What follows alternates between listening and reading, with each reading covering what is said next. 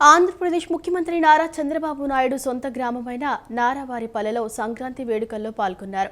ఈ సందర్భంగా ఆయన ప్రజలతో కలిసి సరదాగా గడిపారు. తన నివాసం ముందున్న మైదానంలో చుట్టుపక్కల ప్రభుత్వ పాఠశాలల విద్యార్థులకు నిర్వహించిన గ్రామీణ క్రీడా పోటీలను సీఎం చంద్రబాబు, నారా భువనేశ్వరి దంపతులు స్వయంగా వీక్షించారు. అనంతరం విజేతలకు బహుమతులు అందజేసి పిల్లలతో ఫోటోలు దిగి వారిలో ఉత్సాహం నింపారు. ఈ వేడుకల్లో నారా, నందమూరి కుటుంబాలకు చెందిన చిన్నారులు కూడా పాల్గొనడం విశేషం. ఆంధ్రప్రదేశ్ ముఖ్యమంత్రి నారా చంద్రబాబు నాయుడు సొంత గ్రామమైన నారావారిపల్లెలో సంక్రాంతి వేడుకల్లో పాల్గొన్నారు. సొంతూరులో పండుగ జరుపుకుంటూనే అటు కుటుంబ సభ్యులు, ఇటు సామాన్య ప్రజలతో సమయాన్ని గడుపుతూ సీఎం అందరికీ ఆదర్శంగా నిలుస్తున్నారు. రాజకీయ హడావుడికి దూరంగా గ్రామీణ వాతావరణంలో జరిగిన ఈ వేడుకలు స్థానికల్లో కొత్త ఉత్సాహాన్ని నింపాయి. ఈ వేడుకల్లో నారా, నందమూరి కుటుంబాలకు చెందిన చిన్నారులు కూడా పాల్గొనడం విశేషం. నారావారి పల్లెకు చుట్టుప్రక్కల ఉన్న ప్రభుత్వ పాఠశాలల్లో చదువుతున్న పిల్లలు ఈ క్రీడల్లో ఉత్సాహంగా పాల్గొన్నారు. ఒక్కో స్కూలుకు చెందిన పిల్లలతో సీఎం చంద్రబాబు దంపతులు వేరువేరుగా గ్రూప్ ఫోటోలు దిగారు. ఈ క్రీడల్లో నారా, నందమూరి కుటుంబ చిన్నారులు పాల్గొనడం విశేషం. ఈ కార్యక్రమంలో నారా దేవాంశ్ పలు పోటీల్లో పాల్గొని ఆకట్టుకున్నారు. పరదాల సంస్కృతికి పూర్తిగా భిన్నంగా సొంతూరు నారావారి పల్లెలో ముఖ్యమంత్రి చంద్రబాబు నాయుడు ప్రజలతో నేరుగా మమేకమయ్యారు. క్రీడా పోటీల అనంతరం ఇంటికి వెళ్లే మార్గం అంతా ప్రజల నుంచి అర్జీలు స్వీకరించారు. ముఖ్యమంత్రి స్వయంగా తమ అర్జీలు స్వీకరించడంపై ప్రజలు ఆనందం వ్యక్తం చేశారు. చుట్టుప్రక్కల జిల్లాల నుంచి ప్రత్యేకంగా తరలివచ్చిన ప్రజలు కూడా చంద్రబాబుకు అర్జీలు అందజేశారు. సమస్యలు విన్న సీఎం చంద్రబాబు అక్కడికక్కడే సంబంధిత అధికారులకు ఆదేశాలు జారీ చేయడం ప్రజల్లో విశ్వాసాన్ని పెంచింది. సంక్రాంతి పండుగ సందర్భంగా స్వగ్రామం నారావారిపల్లెలో సీఎం చంద్రబాబు నాయుడు పలు ముఖ్యమైన ప్రాజెక్టులను ప్రారంభించడంతో పాటు శంకుస్థాపనలు చేశారు. ముఖ్యంగా రంగంపేట, భీమవరం నుంచి లింగేశ్వర ఆలయానికి వెళ్లే తార్ రోడ్డును సీఎం ప్రారంభించారు. అలాగే చంద్రగిరి మండల ప్రజలకు సాగునీరు, తిరుమల తిరుపతికి తాగునీరు అందించేందుకు నీవా బ్రాంచ్ కెనాల్ నుంచి కళ్యాణ్ డ్యాంకు కృష్ణా జలాలను తీసుకురావడానికి 126 కోట్లతో మూలపల్లి చెరువు వద్ద శంకుస్థాపన చేశారు. స్వర్ణ నారావారిపల్లి అభివృద్ధిలో భాగంగా అధునాతన సాంకేతికతను ఉపయోగించి 4.2 కోట్ల రూపాయలతో నిర్మించిన 33/11 kV సబ్స్టేషన్ను సీఎం ప్రారంభించారు. అలాగే ప్రకృతి వ్యవసాయ మోడల్ ప్లాంటేషన్ డ్రోన్ను ఉపయోగించి మందులు పిచికారీ చేయటాన్ని ప్రారంభించారు. స్కిల్ డెవలప్మెంట్ సెంటర్ నూతన భవనానికి ముఖ్యమంత్రి ప్రారంభోత్సవం చేశారు. ఎస్వి యూనివర్సిటీ, మహిళా యూనివర్సిటీ, రుయా ఆసుపత్రులకు సంబంధించిన పలు అభివృద్ధి కార్యక్రమాలను సీఎం చంద్రబాబు ప్రారంభించారు. రైతులకు గౌరవం దక్కేలా కూటమి ప్రభుత్వం పనిచేస్తోందని మంత్రి నాదెండ్ల మనోహర్ అన్నారు. తెలుగు వారంతా సంక్రాంతిని సంతోషంగా, సాంప్రదాయంగా చేసుకోవాలని ఆయన ఆకాంక్షించారు. గుంటూరు జిల్లా తెనాలి జనసేన కార్యాలయంలో జరిగిన సంక్రాంతి సంబరాల్లో నాదెండ్ల మనోహర్ పాల్గొన్నారు. డూడు బసవన్న ఆటలు, కోలాటాలతో సంస్కృతి ఉట్టిపడేలా వేడుకలు ప్రారంభించారు. భోగి మంటలను వెలిగించారు. ప్రజలకు సంక్రాంతి శుభాకాంక్షలు తెలిపారు. వారి కుటుంబ సభ్యులకి బట్టలు కొనుక్కునే కార్యక్రమం, ఒక మంచి పండుగ జరుపుకునే కార్యక్రమం, అందరూ సంతోషంగా ఉండాలనే తపనతో రైతు సోదరులందరూ కూడా ఎదురు చూస్తారు. అటువంటి సంక్రాంతి పండుగ ఎక్కడ చూసినా గంగిరెద్దులు, మన సాంప్రదాయం, మన సంస్కృతి, మన ప్రాంతంలో ఎప్పుడు కూడా తెలుగు జాతి గర్వపడే విధంగా అనేక ప్రాంతాల నుంచి, దేశాల నుంచి కూడా మన సంక్రాంతి వేడుకలకి మన దగ్గరకు వస్తుంటారు.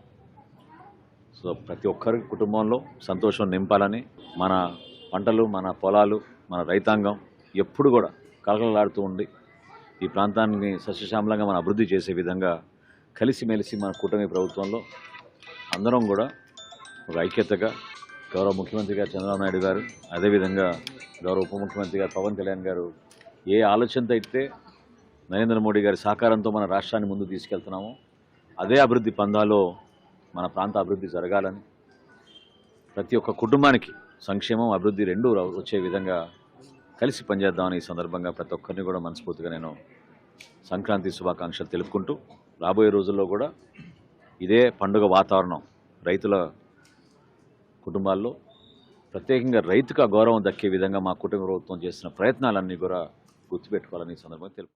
ఇంద్రకీలాద్రి కనకదుర్గమ్మ ఆలయానికి వచ్చే భక్తులకు మరింత సౌకర్యం కల్పించే దిశగా దేవాదాయ శాఖ మరో కీలక నిర్ణయం తీసుకుంది. భక్తుల కోసం ఆన్లైన్ సేవలను అధికారికంగా ప్రారంభించింది. దర్శన టికెట్లు, సేవా పూజలు, ప్రసాదం, వసతి గదుల బుకింగ్ వంటి అనేక సేవలను ఇకపై ఆన్లైన్ ద్వారా పొందవచ్చని తెలిపింది. క్యూ లైన్లలో వేచి ఉండే సమయాన్ని తగ్గించడమే లక్ష్యంగా ఈ డిజిటల్ సేవలను ప్రవేశపెట్టినట్లు దేవాదాయ శాఖ పేర్కొంది. నగదు రహిత చెల్లింపులను ప్రోత్సహించాలనే ఉద్దేశంతో ఏపీ ప్రభుత్వం ఈ చర్యలు చేపట్టిందని వెల్లడించింది. మనమిత్ర వాట్సాప్ సేవలు ప్రారంభిస్తున్నట్లు ప్రకటించింది. ఇంద్రకీలాద్రి కనకదుర్గమ్మ ఆలయానికి వచ్చే భక్తులకు మరింత సౌకర్యం కల్పించే దిశగా దేవాదాయ శాఖ మరో కీలక నిర్ణయం తీసుకుంది. భక్తుల కోసం ఆన్లైన్ సేవలను అధికారికంగా ప్రారంభించింది. నగదు రహిత చెల్లింపులను ప్రోత్సహించాలనే ఉద్దేశంతో ఏపీ ప్రభుత్వం ఈ చర్యలు చేపట్టిందని వెల్లడించింది. మనమిత్ర వాట్సాప్ సేవలు ప్రారంభిస్తున్నట్లు ప్రకటించింది. వాట్సాప్ నంబర్ 9552300009ను వినియోగించుకోవాలని సూచించింది. దర్శనం, ప్రసాదం, పూజా సేవల వివరాలు వాట్సాప్ ద్వారా అందుబాటులో ఉంటాయని తెలిపింది. అధికారిక వెబ్సైట్ ద్వారా ముందస్తు బుకింగ్ సౌకర్యం కల్పిస్తున్నట్లు వెల్లడించింది. భక్తులు తమకు కావలసిన వివరాల కోసం వెబ్సైట్లో www.aptemples.ap.gov.inలో సంప్రదించాలని సూచించింది. శీఘ్ర దర్శనం, ప్రత్యేక దర్శనం టికెట్లు ఆన్లైన్లో లభ్యమవుతాయని వెల్లడించింది. అమ్మవారికి నిర్వహించే ఆర్జిత సేవలు ఆన్లైన్ బుకింగ్ ద్వారా పొందవచ్చని చెప్పుకొచ్చింది. దేవస్థాన వసతి గదుల కేటాయింపు ఆన్లైన్ ద్వారా బుక్ చేసుకోవచ్చని తెలిపింది. ఇంద్రకీలాద్రి ప్రాంగణంలో ప్రత్యేక డిజిటల్ కౌంటర్లు ఏర్పాటు చేసినట్లు పేర్కొంది. QR code, card, net banking ద్వారా చెల్లింపుల సౌకర్యం కల్పిస్తున్నట్లు స్పష్టం చేసింది. దళారులను నమ్మవద్దని దేవస్థానం అధికారులు హెచ్చరించారు. ప్రభుత్వం కల్పించిన అధికారిక సేవలనే వినియోగించుకోవాలని దేవస్థానం అధికారులు విజ్ఞప్తి చేశారు. లబ్బిపేటలోని శ్రీ ప్రసన్నాంజనేయ స్వామివారి దేవస్థానాన్ని విజయవాడ పశ్చిమ నియోజకవర్గం ఎమ్మెల్యే సుజనా చౌదరి దర్శించుకున్నారు. ఆలయ అర్చకులు ఎమ్మెల్యేకు స్వాగతం పలికారు. అనంతరం స్వామివారిని దర్శించుకుని పూజా కార్యక్రమంలో పాల్గొన్నారు. ఈ సందర్భంగా నగర ప్రజలకు ఆయన సంక్రాంతి శుభాకాంక్షలు తెలిపారు. రాష్ట్ర ప్రజలు అందరూ ఆయురారోగ్యాలతో సుఖ సంతోషాలతో ఉండాలని ఆకాంక్షించారు. మన తెలుగు వారందరికీ కూడా సంక్రాంతి శుభాకాంక్షలు. రేపు నుంచి సంక్రాంతి సంబరాలు చేసుకోబోతున్నాం. మనం ఈరోజు పురాతనమైన ఆంజనేయ స్వామి గుడికి వచ్చి ఆంజనేయ స్వామి దర్శనం చేసుకొని ప్రజలందరూ బాగుండాలి, అందులో మేము కూడా ఉండాలి అనేది కోరుకున్నాను. విజయవాడ భవానీపురంలో అసాంఘిక శక్తులపై పోలీసులు ఉక్కుపాదం మోపుతున్నారు. శాంతి భద్రతలకు విఘాతం కలిగిస్తే సహించేది లేదు అని ఇచ్చిన హెచ్చరికలను బేఖాతరు చేసిన రౌడీ షీటర్లకు పోలీసులు సినిమా స్టైల్లో బుద్ధి చెప్పారు. గత ఆదివారం పున్నమి ఘాట్ గ్రౌండ్లో ఉద్దేశపూర్వకంగా కారుతో అలజడి సృష్టించిన కేసులో ప్రధాన నిందితులను పోలీసులు అరెస్టు చేశారు. నిందితులపైన పెద్ద చిచ్చా, చిన్న చిచ్చా, భార్గవ్, మహేష్లను మీడియా ముందు ప్రవేశపెట్టిన పోలీసులు అనంతరం వారిని శివాలయం సెంటర్ నుండి కంట్రోల్ రూమ్ వరకు రోడ్డుపై నడిపించుకుంటూ తీసుకువెళ్లారు. పరారీలో ఉన్న మరో నిందితుడు జక్కుల దినేష్ కోసం పోలీసులు గాలిస్తున్నారు. మరిన్ని వివరాలు మా ప్రతినిధి శామ్ అందిస్తారు. బెజవాడలో రౌడీ షీటర్ల తాట తీస్తున్నారు పోలీసులు. ఎవరైతే అసాంఘిక కార్యకలాపాలకు పాల్పడుతున్నారో వారికి ఒక గట్టి వార్నింగ్ ఇస్తున్నారు. ఈ నేపథ్యంలోనే భవానీపురంలో ఆదివారం ఏదైతే తాగి కారుతో డ్రైవింగ్ చేసి ప్రమాదానికి కారకులైన నిందితుల్ని పోలీసులు అరెస్ట్ చేసి వారిని కోర్టుకు తరలిస్తున్నారు. ప్రస్తుతం మనతో పాటు ఏసీపీ ఉన్నారు. సార్, ఏం జరిగింది సార్ మొత్తం ఈ ఘటనకు సంబంధించి? 11వ తారీఖుని ఆ రోజు పున్నమి ఘాట్లో ఎవరైతే రౌడీ సైడ్ చిన్నసిద్ధ పెద్ద సిద్ధ ఉన్నారో కారు వేసుకొచ్చి ఆ జనాల మధ్యన చక్కర్లు కొడుతున్నారు, కటింగ్లు. పబ్లిక్ ఆపి ఇది జనం మధ్యన మీరు కార్ డ్రైవింగ్ చేస్తున్నారండి, ఇది అంతా పబ్లిక్ ఉన్నారు కదా, ర్యాష్ డ్రైవింగ్ అని ఆపి అడిగితే వాళ్ళతో డిస్కస్ పెట్టుకుని జనాలు ఆపడానికి ట్రై చేస్తే ఆ జనాలు మా మీద ఎక్కించుకుని వెళ్ళిపోయారు ర్యాష్గా. దాంట్లో 5 దెబ్బలు తగిలినాయి. ఒక కుర్రోడు అయితే చావు బతుకుల మీద ఆంధ్ర హాస్పిటల్లో ఉన్నాడు. ఈరోజు వీళ్ళని హత్యాయత్నం కేసు నమోదు చేసి అరెస్ట్ చేసి కోర్టు తీసుకెళ్ళడం జరుగుతుంది. అయితే ఇందులో నిందితుల్లో ఒకళ్ళు జక్కుల దినేష్ అని అతను పరారీలో ఉన్నారు. అతనికి సంబంధించి ఎటువంటి సమాచారం ఉంది సార్? అతని గురించి మేము స్పెషల్ పార్టీలు తిరుగుతున్నాయి, మేము అతని మీద వాచ్ పెట్టాం. అతను దొరకగానే అతను కూడా మేము అరెస్ట్ చేసి కోర్టుకి పెట్టడం జరుగుతుంది. ఇలాంటి రౌడీ షీటర్లకు మీరిచ్చే వార్నింగ్ ఏంటి సార్? సీరియస్గా అంటే అందరికీ ఒకటే చెప్తున్నాం, మీరు సత్ప్రవర్తనలో ఉండండి, నేరాలకు దూరంగా ఉండండి, సమాజంలో అందరితో పాటు మీరు సమానంగా బతకండి, ఇటువంటి కేసుల జోలికి వెళ్ళొద్దు. వస్తే మేము ఈ సిటీలో సిపి శ్రీ రాజశేఖర్ బాబు ఆధ్వర్యంలో ప్రతి చోట 10,000 కెమెరాలు పెట్టడం జరిగింది సిటీ మొత్తం మీద. మీరు ఏ చిన్న యాక్టివిటీ చేసినా మా నిఘా కెమెరాలను తప్పించుకోలేరు, అందుకు నేరాలు దూరంగా ఉండాలని సందర్భంగా అందరికీ విజ్ఞప్తి చేస్తాం. నిందితులు ఎంతటి వారైనా తప్పించుకోలేరని, అసాంఘిక కార్యక్రమాలు ఎవరైనా సరే పాల్పడినా సరే బెజవాడలో చూస్తూ ఊరుకోమని ఒక గట్టి వార్నింగ్ అయితే విజయవాడ పోలీసులు ఇస్తున్న పరిస్థితి మనకి విజయవాడలో ఉంది. వీడియో జర్నలిస్ట్ రాజగోపాల్తో Shyam, city news, Vijayawada. Maris Stella కళాశాలలోని ఎన్ఎస్ఎస్ యూనిట్ల ఆధ్వర్యంలో ఫ్రీ ఐ చెకప్ క్యాంప్ నిర్వహించారు. కళాశాల ప్రిన్సిపల్ డాక్టర్ సిస్టర్ ఇన్యాసమ్మ ఉచిత కంటి శిబిరాన్ని ప్రారంభిస్తూ సర్వేంద్రియానం నయనం ప్రధానమని, కళ్ల పరిరక్షణ ఎంతో ప్రముఖమైందని అన్నారు. కళ్లకు సంబంధించిన వ్యాధులు మరియు ఇన్ఫెక్షన్లను నిర్లక్ష్యం చేయరాదని తెలిపారు. ముఖ్య అతిథిగా doctor Basheer Ahmed ophthalmologist Ayaan eye hospital విచ్చేశారు. కంటి చికిత్సలో అనేక అధునాతన సాంకేతిక పరిజ్ఞానం అందుబాటులోకి వచ్చిందని, మెరుగైన వైద్య సేవలు తమ ఆసుపత్రిలో ఉన్నాయని ఆయన తెలిపారు. కళాశాల సిబ్బందికి ఉచిత కంటి పరీక్షలు నిర్వహించారు. Degree vice principal doctor sister Asha, inter vice principal Swapna, ఉన్నాం ఎన్ఎస్ఎస్ యూనిట్ల programme officers doctor Srinivasarao, Harika NSS వాలంటీర్లు, అధ్యాపకులు, నాన్ టీచింగ్ స్టాఫ్ 200 మంది ఈ శిబిరంలో పాల్గొన్నారు. మహాత్మా గాంధీ జాతీయ ఉపాధి హామీ చట్టానికి మహాత్మా గాంధీ పేరును తొలగించి చట్టాన్ని నిర్వీర్యం చేసి వివి రామ్జీ అనే పథకం పేరుతో రాష్ట్రంలో ఉన్న గ్రామీణ, పట్టణ ప్రాంత ఉపాధి హామీ కూలీల కడుపు కొట్టేలా దుర్మార్గపు చట్టాన్ని కేంద్ర ప్రభుత్వం తీసుకొచ్చిందని ఐక్య విద్యార్థి యువజన సంఘాల జేఏసీ నాయకులు పేర్కొన్నారు. ఆర్ఎస్ఎస్ అజెండాతో జాతి పిత పేరు తొలగించి చట్టంలో అనేక సవరణలు చేశారని, దీనివల్ల అనేక మంది ఉపాధి కోల్పోతున్నారని తెలిపారు. మహాత్మా గాంధీ జాతీయ ఉపాధి హామీ చట్టాన్ని యథావిధిగా అమలు చేయాలని శాంతియుతంగా ర్యాలీ చేస్తున్న ఎన్ఎస్యుఐ జాతీయ అధ్యక్షుడు వరుణ్ చౌదరిపై ఉత్తరప్రదేశ్ పోలీసులు చేసిన దాడిని ఖండిస్తూ ఐక్య విద్యార్థి యువజన సంఘాల జేఏసీ ఆధ్వర్యంలో లెనిన్ సెంటర్లో నిరసన కార్యక్రమాన్ని నిర్వహించారు. ఈ సందర్భంగా ఐక్య విద్యార్థి యువజన సంఘాల జేఏసీ నాయకులు మాట్లాడుతూ ఆర్ఎస్ఎస్ ఎజెండాతో జాతిపిత పేరు తొలగించి చట్టంలో అనేక సవరణలు చేశారని, దీనివల్ల అనేక మంది ఉపాధి కోల్పోతున్నారని తెలిపారు. దీన్ని నిరసిస్తూ దేశవ్యాప్తంగా జరుగుతున్న నిరసన కార్యక్రమాల్లో భాగంగా ఉత్తరప్రదేశ్లో ఎన్ఎస్యుఐ జాతీయ అధ్యక్షుడు వరుణ్ చౌదరి శాంతియుత నిరసన చేస్తుంటే అతనిపై దాడి చేయటాన్ని తీవ్రంగా ఖండించారు. ఒక విద్యార్థి నాయకుడిపై పోలీసులతో కొట్టించి గూండాగిరి చేయించిన దుర్మార్గపు పాలన బీజేపీ పాలిత రాష్ట్రాల్లో ఉందన్నారు. ఎక్కడా కూడా శాంతి లేదన్నారు. ఈ చట్టాన్ని ఉపసంహరించుకునే వరకు పోరాడతామని తెలిపారు. ఉత్తరప్రదేశ్లోని వారణాసిలో సేవ్ ఎంజీ నరేగా పేరుతో శాంతియుతంగా మార్చి చేస్తుంటే యూపీ ప్రభుత్వం యోగి ఆదిత్యనాథ్ పోలీసులను అడ్డం పెట్టుకొని గూండాగిరి చేస్తూ విద్యార్థి నాయకుడైన మా అధ్యక్షుడైన వరుణ్ చౌదరిని పోలీసులతో కొట్టించి కాళ్ళతో తన్నిచ్చి ఒక విద్యార్థి నాయకుడిపై గూండాగిరి చేపించిన దుర్మార్గపు పాలన ఈ బీజేపీ ప్రభుత్వం ఉంది. కేంద్రంలో బీజేపీ, అలాగే బీజేపీ ప్రాంత రాష్ట్రాల్లో ఎక్కడా కూడా శాంతి లేదు. ఇలాంటి దాడులు నిత్యం జరుగుతూనే ఉన్నాయి. ఈ చట్టాన్ని వెనక్కి తీసుకునే వరకు మేము దేశవ్యాప్తంగా విద్యార్థి నాయకులపై జరిగిన దాడిని ఏకకంఠంగా ఐక్యతతో కేంద్ర బీజేపీ ప్రభుత్వానికి బుద్ధి వచ్చే వరకు మేము ఇలాగే ఉద్యమాలు చేస్తామని చెప్పేసి కాంగ్రెస్ పార్టీ విద్యార్థి విభాగం ఎన్ఎస్యూ తరఫున తెలియజేయడం జరుగుతుంది. కేసులను తిరగజోడి విద్యార్థి సంఘాల నాయకులను ఇబ్బంది పెట్టేటటువంటి పరిస్థితులు ఉన్నటువంటి నేపథ్యంలో ఈరోజు నిన్న వరుణ్ చౌదరి మీద జరిగినటువంటి దాడిని ఖండిస్తూ రాష్ట్ర వ్యాప్తంగా, దేశవ్యాప్తంగా కూడా అన్ని విద్యార్థి సంఘాలు, ముఖ్యంగా ఇండియా బ్లాక్లో ఉన్నటువంటి అన్ని సంఘాలు కూడా ఈరోజు దీన్ని తీవ్రంగా ఖండిస్తా ఉన్నాయి. ఎప్పటికైనా ప్రభుత్వం ఇటువంటి చర్యలు మానుకోవాలని చెప్పేసి మేము ఏఐవైఎఫ్గా కోరుతా ఉన్నాం. రాష్ట్ర వ్యాప్తంగా కూడా వామపక్ష పార్టీ విద్యార్థి సంఘాలు, కాంగ్రెస్ పార్టీ కూడా ముక్క కంఠంతో దీన్ని ఖండిస్తూ ఉన్నాయి.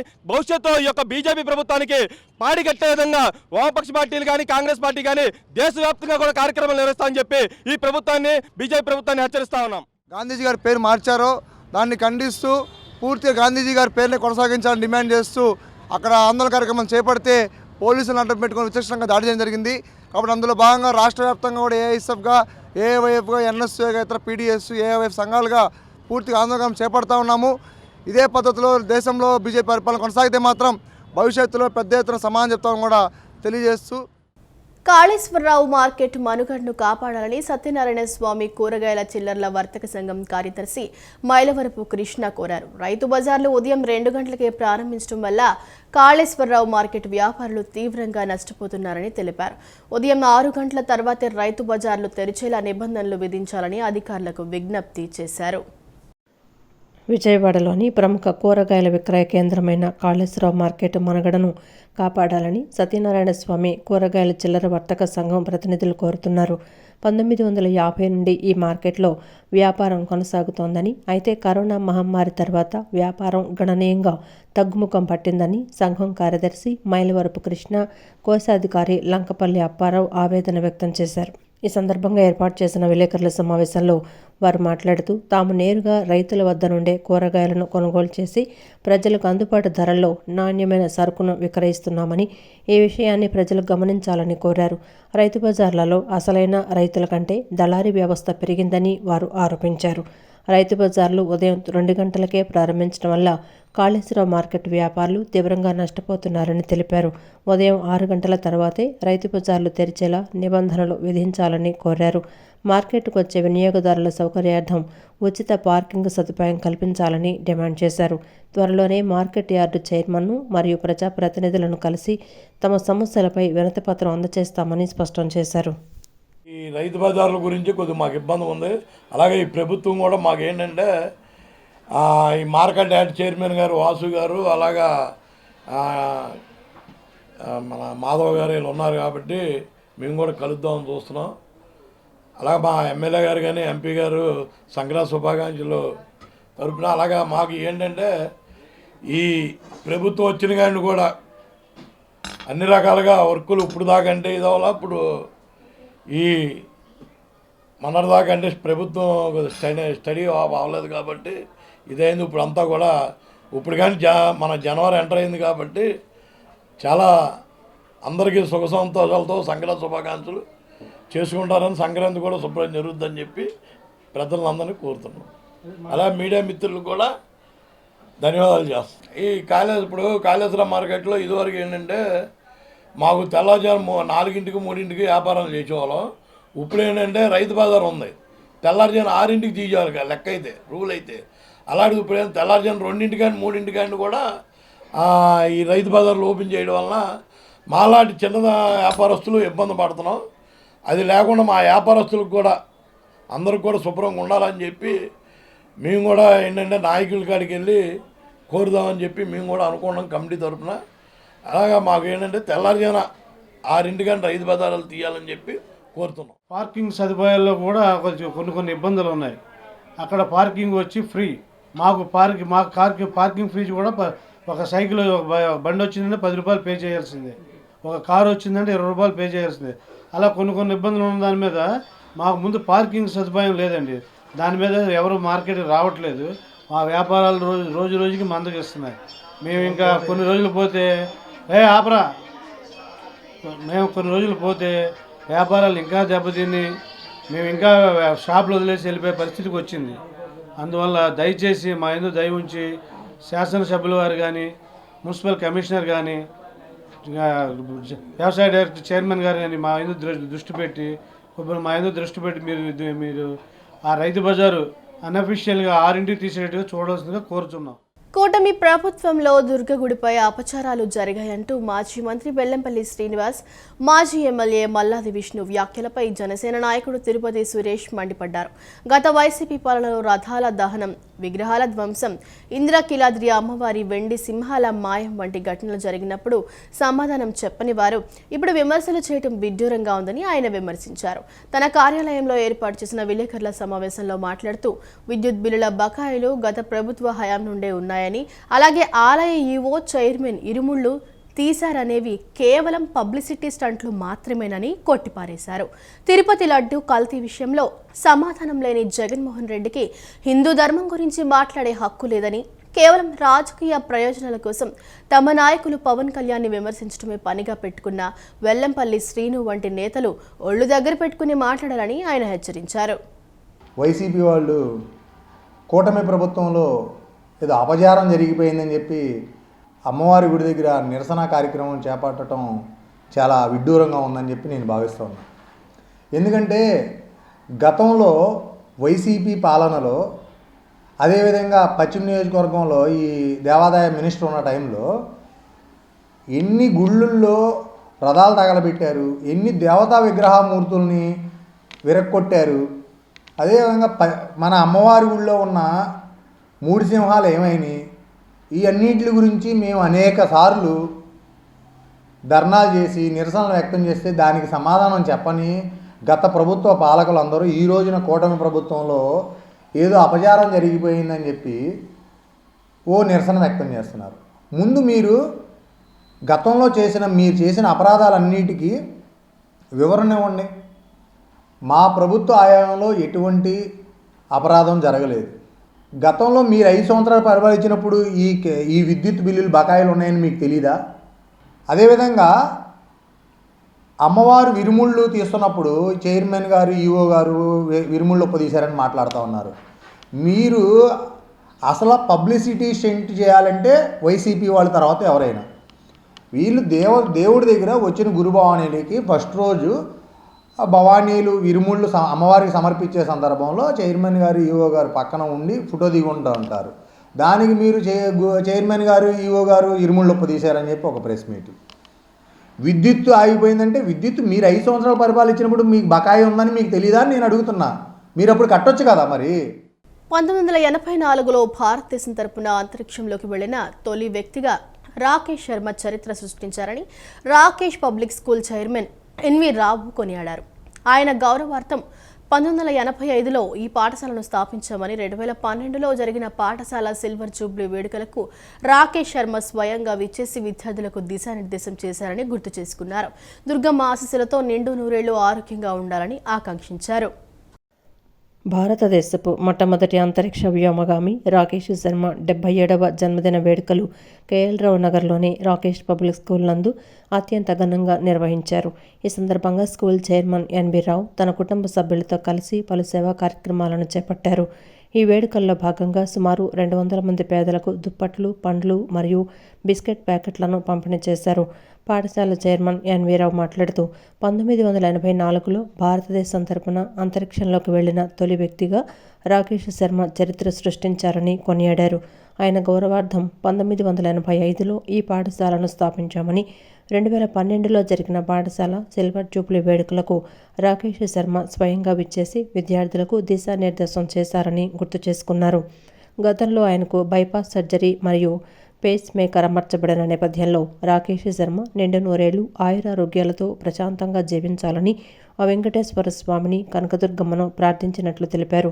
దుర్గమ్మ ఆశీస్సులతో ఆయన కోలుకున్నారని పేర్కొన్నారు. ఈ కార్యక్రమంలో పాఠశాల సిబ్బంది, విద్యార్థులు మరియు స్థానికులు పాల్గొన్నారు. 85లో స్కూల్ పెట్టినప్పుడు వారి పేరుతో పెట్టడం జరిగింది. 2012లో రాకేష్ శర్మ గారు వచ్చి ఇక్కడ 2 రోజుల పాటు మన ఆతిథ్యాన్ని స్వీకరించి పిల్లలందరికీ కూడా బహుమతులు ఇచ్చి సిల్వర్ జూబ్లీ సెలబ్రేషన్స్ పార్టిసిపేట్ చేసి వెళ్ళడం జరిగింది. అలాగే రాకేష్ శర్మ గారు 2012లో ఇక్కడికి వచ్చేటప్పటికే ఆయన బైపాస్ చేయించుకొని ఉన్నారు. మంచి ఫేస్ మేకర్ కూడా వేయించుకున్నారు. ఆ వెంకటేశ్వర స్వామి దయ వల్ల, కనకదుర్గమ్మ దయ వల్ల ఆయన నిండు నూరేళ్లు ఆయురారోగ్య ఐశ్వర్యాలతో ఉండాలని చెప్పేసి, మనశ్శాంతిగా ఉండాలని మంచి కోరుకుంటూ ఈరోజు పేదలందరికీ 200 మందికి దుప్పట్ల పంపిణీ కార్యక్రమాన్ని ఏర్పాటు చేశాము. అలాగే ఫ్రూట్స్ కూడా వాళ్ళకి ఇవ్వడం జరిగింది. అలాగే పిల్లలకి ఇంకా పెద్దలందరికీ కూడా బిస్కెట్ ప్యాకెట్స్ అవన్నీ కూడా ఈరోజు సంతోషంగా వారి పుట్టినరోజు జరుపుకుంటూ ఇవ్వడం జరిగింది. ఈ వార్తలు ఇంతటితో సమాప్తం. నమస్కారం.